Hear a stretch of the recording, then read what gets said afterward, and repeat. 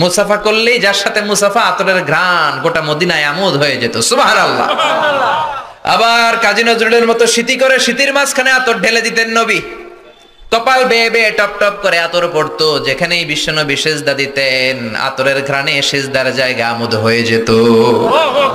বিশ্বনবীর একটা বক্স ছিল, প্রসাধনী বক্স, কসমেটিক্স এর বক্স। 6টা জিনিস থাকতো এটার ভিতরে। কয়টা? কসমেটিক্স ব্যবহার করেন তো আপনারা? হ্যাঁ, নাকি আমাদের বিবিরাই শুধু করেন? না, আপনিও করতে পারেন। আপনি ক্রিম ইউজ করতে পারেন, পারফিউম দিতে পারেন, ঠিক কি না?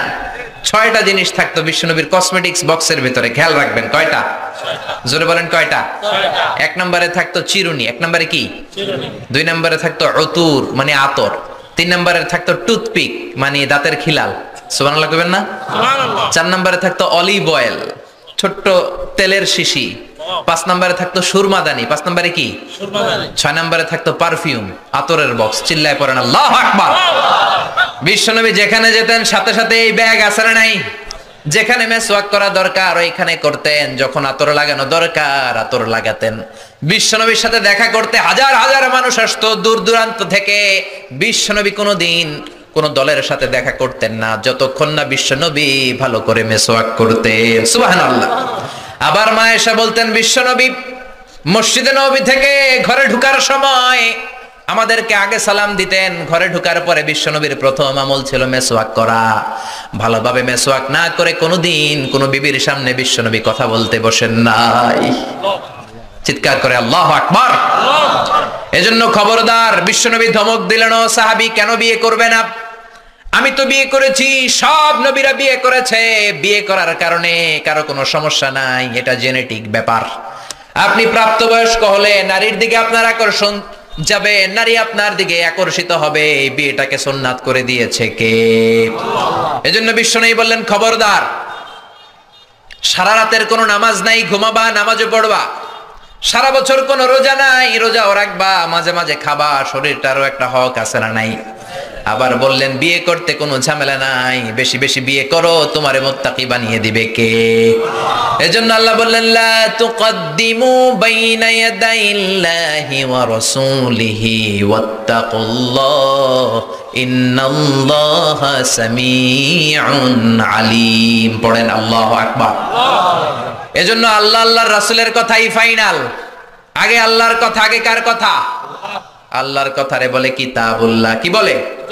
সমাধান চাও যদি জীবনে, মরণে ফিরে যাও, খুঁজে নাও চোখ রাখো কোরআনে। চোখ কই রাখবেন?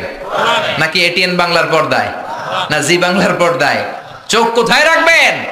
সমাধান চাও যদি জীবনে, মরণে ফিরে যাও, খুঁজে নাও চোখ রাখো কোরআনে। If you want a solution this দুনিয়া এন্ড আখিরা, go back, have a look to the holy কোরআনে। সুবহানাল্লাহ।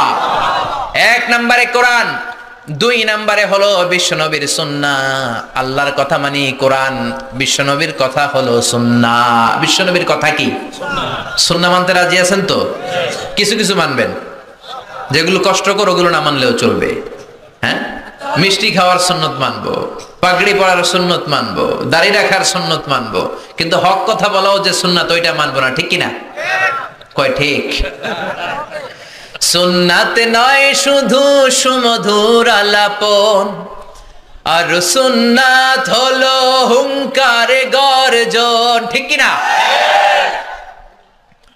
সুন্নাত নয় শুধু মেষ চড়াতে যাওয়া, আর সুন্নাত হলো রাষ্ট্রনায়ক হওয়া। ঠিক কিনা? মোহাব্বতে তার সুদিনের সাথী তুমি, দুর্দিনেও তার পাশে থাকো কি? আরো কিছু সুন্নাত আছে তুমি জানো কি? জানলেও জীবনে কখনো তা মানো কি? সুন্নাত নয় শুধু দাওয়াতের মেহমান, খালি দাওয়াত খাবেন নাকি? সুন্নাত নয় শুধু খাওয়া শেষে মধু পান, খালি জিলাপি। হ্যাঁ, আরো কিছু সুন্নাত আছে তুমি জানো কি? জানলেও জীবনে কখনো তা মানো কি? চিল্লায় বলেন ঠিক কিনা? এজন্য আগে আল্লাহর কোরআন, পরে আল্লাহর বিশ্বনবীর সুন্নাহ।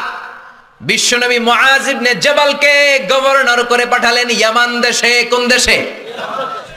পাঠানোর সময় বললেন, ও মুআজ ইন্নাকা সাতাআতি কওমান আহলা কিতাব, এমন দেশে তোমারে পাঠালাম কোন মুসলমান নাই। মুআজ বললেন, হায় হায়, তাহলে কোন দেশে পাঠালেন? বিশ্বনবী বললেন, ওই দেশে আছে নাসারা আর ইহুদি, এই জন্য বুঝে শুনে তাদের মধ্যে বিচারের ফায়সালা করবা।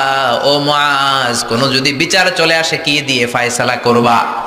মুআজ বললেন, বি কিতাবিল্লাহ, কি দিয়ে? আল্লাহর কিতাব দিয়ে। কি দিয়ে? ও মুআজ, আল্লাহর কিতাবে যদি ওই বিষয়ের সমাধান না পাওয়া যায় কি দিয়ে ফায়সালা দিবা? মুআজ বললেন, বি সুন্নাতি নবী, আমার নবীর সুন্নাত আছে না নাই? আমার নবীর সুন্নাত দিয়ে ফায়সালা দেব। বিশ্বনবী বললেন, যেই সমস্যা আসলো সমাধান কোরআনে সরাসরি নাই, হাদিসেও নাই, তখন কি করবা? কি করবা? আজিতাহিদু রাই। মুআজ ইবনে জামাল বললেন, আমি ইজতিহাদ করব, ক্রিটিক্যাল থিংকিং করব, অ্যানালিটিক্যাল থিংকিং। আমার মেধা, আমার বুদ্ধি, আমার মনন, এই ইন্টেলেকচুয়াল পাওয়ারকে আমি কাজে লাগাবো কোরআন সুন্নাহর আলোকে। কোন সুবহানাল্লাহ। বিশ্বনবী খুশি হয়ে গেলেন, তার পিঠের উপরে একটা চাপড় দিলেন, বললেন, আল্লাহ তুমি নবীর গভর্নর কেমন বুদ্ধি দিয়েছো, তার বুদ্ধির কথা শুনে আমি নিজেই খুশি হয়েছি। এজন্য মুআজ প্রথমে বলছে কি দিয়ে ফয়সালা হবে, তারপরে কি দিয়ে। তার মানে প্রথমে আল্লাহর কথা, পরে নবীর কথা।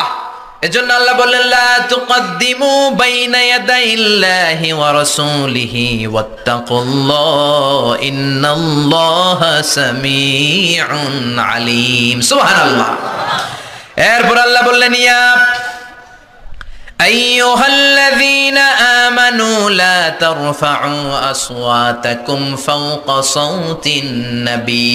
ও মুমিনেরা শোনো শোনো, তোমাদের কণ্ঠ যেন কোনোদিন নবীর কণ্ঠের চাইতে বড় হয়ে না যায়। কে বললেন? কে বললেন? আল্লাহ। বুঝতেছেন কথা কি বোঝা যায়? ও মুমিনেরা শোনো, নবীর কণ্ঠের চাইতে তোমাদের কণ্ঠ যাতে বড় না হয়। ও সাহাবারা, আমি আমার নবীকে তোমাদের কাছে রেখেছি। আমার নবী তোমাদের সাথে ঘুরে, আমার নবী তোমাদের সাথে জিহাদে যায়, তোমাদের সাথে নামাজ পড়ে।